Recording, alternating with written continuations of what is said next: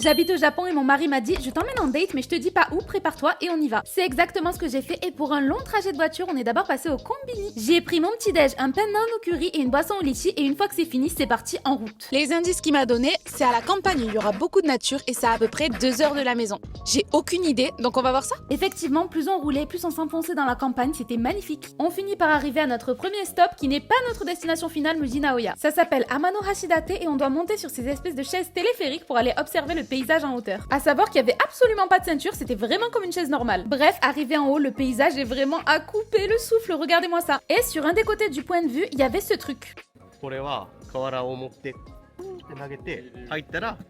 Évidemment, fallait qu'on essaye. Naoya a récupéré les palets, a essayé et a réussi. Moi par contre, j'ai foiré 2 fois, c'était une catastrophe. Après ça, on a pris des billets pour monter à vélo sur les rails en hauteur juste au-dessus du point de vue. C'était trop bien, vraiment magnifique, mais franchement trop court, j'en voulais plus. Dernier petit coup d'œil sur le paysage et c'est ensuite le moment de partir pour aller vers la vraie destination. On a repris les sièges ultra pas sécurisés pour descendre, mais c'était trop beau. C'est parti, on remonte en voiture, la route est magnifique et ça tombe bien puisqu'il y a 40 minutes de trajet. Peut-être que vous avez deviné maintenant, mais Naoya m'a emmené à Ine. C'est un village de pêcheurs absolument magnifique auquel je voulais aller depuis plusieurs années. Et ça se trouve au nord de la préfecture de Kyoto, donc vraiment si vous avez l'occasion, n'hésitez pas à y passer. On n'avait pas encore mangé et honnêtement, il faisait super chaud, du coup on s'est posé un petit peu dans un restaurant. La vue était super top et Naoya a pris un espèce de bateau rempli de poissons. Moi malheureusement, je mange vraiment rien qui vienne de la mer, du coup j'ai pris du tonkatsu. Dans un village de pêcheurs, je sais que c'est du gâchis, mais ma mère est poissonnière aussi, donc je suis née gâchée, dites-vous ça. On s'est baladé ensuite, c'est vraiment l'un des endroits les plus beaux que j'ai vus au Japon, je vous promets. En fin d'après-midi, toute transpirante, on a fini par s'arrêter dans un café et la vue était époustouflante. Regardez où se trouvait notre table juste face à la mer, c'était magnifique.